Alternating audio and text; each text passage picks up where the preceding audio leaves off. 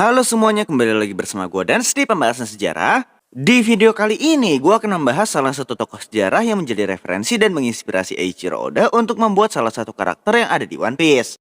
Yap, orang ini adalah Mahatma Gandhi, yang dimana penampilan Mahatma Gandhi telah menginspirasi Oda untuk membuat salah satu Gorosei dari 5 Gorosei yang ada di dunia One Piece, yang menjadi bawahan Ime sama sang pengendali dunia yang sesungguhnya dari balik layar. Dan ya, mau tahu sejarahnya? Daripada kelamaan, langsung aja kita ke pembahasannya.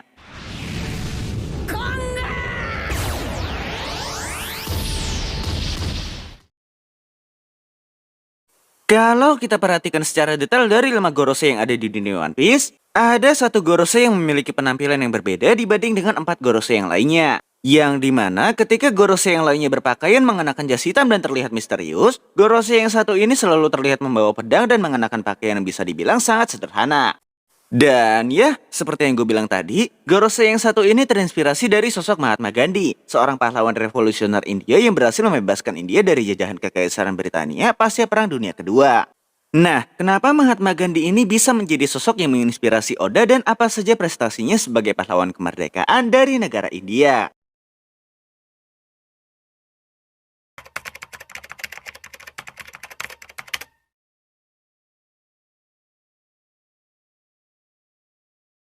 Mahatma Gandhi memiliki nama asli Mohandas Karamchand Gandhi. Ia lahir di kota Porbandar di negara bagian Gujarat, India, yang dulu namanya masih British Raj karena berada di bawah Kekaisaran Britania. Bagi yang belum tahu wilayah British Raj itu mencakup negara apa saja, wilayah British Raj meliputi negara Bangladesh, India, Pakistan, dan meliputi wilayah Asia Tenggara yaitu negara Myanmar. Nah, di dalam agama Hindu ada sebuah sistem yang namanya sistem kasta, dan bisa dibilang Mahatma Gandhi lahir dari kalangan orang-orang kelas atas atau dari kalangan kasta yang tinggi. Ayahnya yang bernama Karamchand Utamchand Gandhi, ia adalah seorang menteri utama dari Porbandar, sehingga baik ia maupun keluarganya termasuk Gandhi, mereka sangat dihormati oleh orang-orang yang tinggal di sekitar mereka pada saat itu. Selain lahir dari keluarga yang berada, sejak kecil Gandhi dididik oleh ibunya yang bernama Putlibai untuk menjadi orang yang agamis. Sedikit fakta, Putlibai ini adalah istri keempat dari ayahnya Gandhi, sehingga Gandhi memiliki banyak saudara, baik itu saudara tiri maupun saudara kandung. Singkat cerita, ketika Gandhi menginjak usia remajanya tepatnya pada usia 13 tahun, ia dijodohkan dengan seorang wanita bernama Kasturba Kukuldas Kapadia. Yang dimana Kasturba ini berasal dari kasta yang sama dengan Gandhi dan merupakan anak dari pengusaha atau pedagang yang cukup berada juga pada saat itu. Nah, mungkin beberapa dari kita ada yang menganggap pernikahan usia dini adalah hal yang aneh, terutama pada saat itu usia istri Gandhi ketika menikah juga masih 14 tahun. Tetapi kalau kita melihat dengan kacamata sejarah, patokan untuk menikah bagi seseorang adalah masa pubertas. Jadi mau sedini apapun usia seseorang pada zaman dulu, selama mereka sudah mengalami pubertas, maka mereka sudah diizinkan untuk menikah secara resmi. Sedikit fakta tentang pernikahan Gandhi, pada saat itu ia belum tertarik dengan pernikahan dan hanya menerima perjodohan karena keinginan orang tuanya. Hal itu karena pada saat itu Gandhi sudah memiliki dunianya sendiri, sehingga dia tidak terlalu terobsesi dengan kehidupan baru yang akan ia jalani. Namun, setelah menjalani kehidupan barunya dan bertambah dewasa, ia akhirnya mulai menyukai perjodohan tersebut dan berusaha menjadi seseorang yang bertanggung jawab.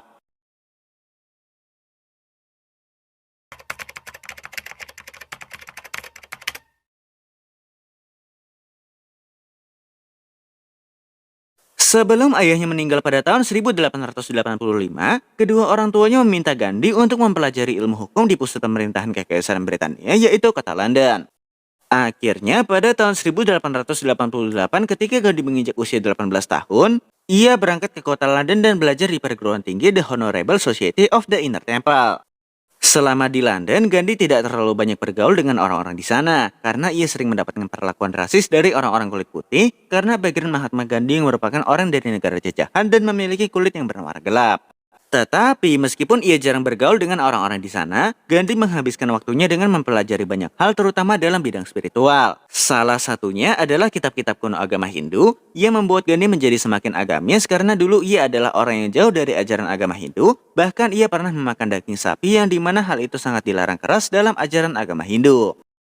Selain itu, Gandhi juga mempelajari beberapa agama lain terutama agama Islam. Hal itu karena agama Islam adalah agama kedua terbesar di wilayah British Raj, yang nantinya hal ini jugalah yang membuat Gandhi memiliki rasa toleransi besar kepada umat Islam. Bahkan dalam majalah Young India yang terbit pada tahun 1928, Gandhi mengatakan bahwa salah satu tokoh dalam agama Islam yaitu Nabi Muhammad. Ia adalah tokoh yang sangat dikagumi olehnya dan menjadi salah satu tokoh panutannya.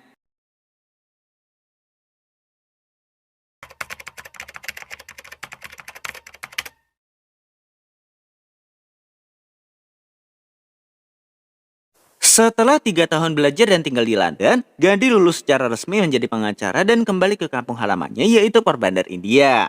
Nah, sayangnya ketika ia kembali ke India, ia tidak bisa mendapatkan pekerjaan sebagai pengacara di India. Tapi setahun kemudian yaitu pada tahun 1893, ada sebuah perusahaan India di Afrika Selatan yang memberinya kontrak pekerjaan sebagai pengacara di sana. Dan disinilah awal kebangkitan semangat dan perjuangan Mahatma Gandhi yang nantinya akan membawanya kembali ke kampung halamannya sebagai seorang pahlawan.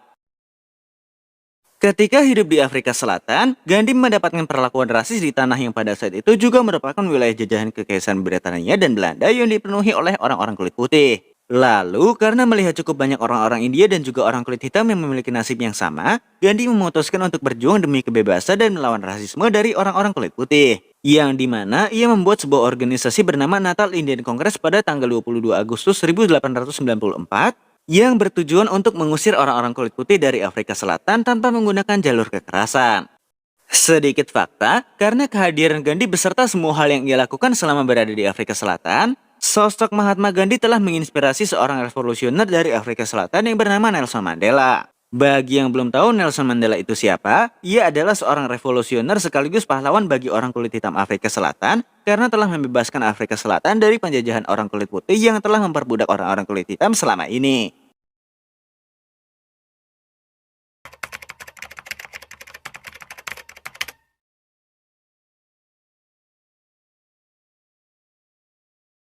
Pada tahun 1915, Gopal Krishna Gokhale meminta Gandhi untuk kembali ke India dan membantunya memperjuangkan kemerdekaan orang-orang India dari penjajahan Britania. Bagi yang belum tahu Gopal Krishna Gokhale itu siapa, ia adalah pemimpin dari organisasi India National Congress yang tidak lain merupakan organisasi yang memperjuangkan kemerdekaan India.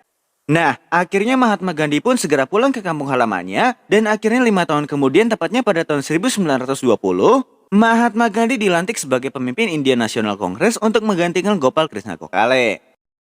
Singkat cerita, 10 tahun kemudian tepatnya pada tanggal 12 Maret 1930, Gandhi memimpin gerakan Salt Satyagraha atau yang jika diartikan ke dalam bahasa Indonesia adalah pawai garam. Nah, pawai garam ini adalah gerakan menentang kerja paksa dalam memproduksi garam yang selama ini menjadi salah satu sumber terbesar penghasilan Kekaisaran Britania di British Raj yang merupakan wilayah jajahannya. Pawai garam ini berlangsung selama 24 hari dengan jarak sekitar 390 km dan merupakan salah satu gerakan yang paling berpengaruh dalam gerakan kemerdekaan India. Tapi meskipun gerakan ini memiliki pengaruh yang sangat besar, Kekaisaran Britania tidak mau melepaskan wilayah jajahannya secara cuma-cuma. Yang dimana pada tahun 1931, pihak Kekaisaran Britania menggelar konferensi konstitusional India di kota London yang membuat perjuangan orang-orang India yang berjuang demi kemerdekaannya terkesan sia-sia. Hal itu karena setahun kemudian, Mahatma Gandhi dijebloskan ke penjara selama 3 tahun yang sempat menurunkan moral dan harapan orang-orang India untuk merdeka dari Kekaisaran Britania.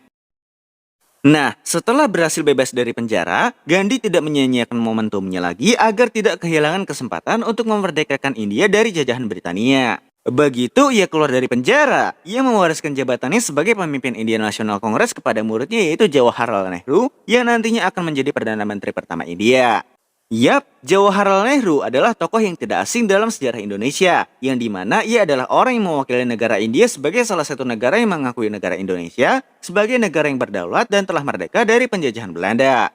Nah, meskipun ia mempercayakan Nehru sebagai muridnya untuk melanjutkan perjuangannya, Gandhi tetap berpartisipasi dalam perjuangannya untuk memerdekakan India dari jajahan Britania. Yang dimana pada tahun 1939, Gandhi memimpin gerakan penuntutan kemerdekaan India agar Britania pergi dari wilayah jajahan British Raj. Lalu akhirnya pada tahun 1947 karena Britania sudah babak belur setelah Perang Dunia II berakhir, pihak Britania pun membebaskan wilayah British Raj dari genggamannya dan akhirnya perjuangan Mahatma Gandhi selama ini pun membuahkan hasil.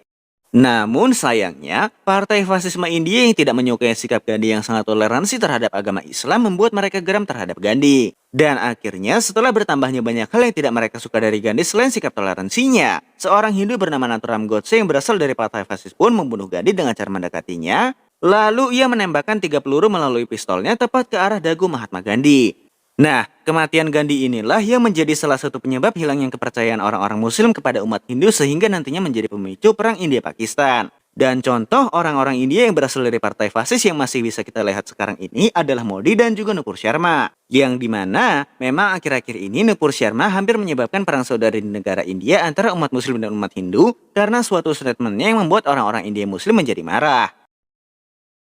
Oke semuanya, mungkin segitu aja pembahasan sejarah kali ini. Ada beberapa hal negatif dan positif yang bisa kita jadikan pelajaran dalam setiap sejarah. Dan dari kisah ini, mari kita saling bertoleransi dan menghormati ras ataupun agama yang berbeda, agar tetap menjaga persaudaraan sebangsa dan setanah air.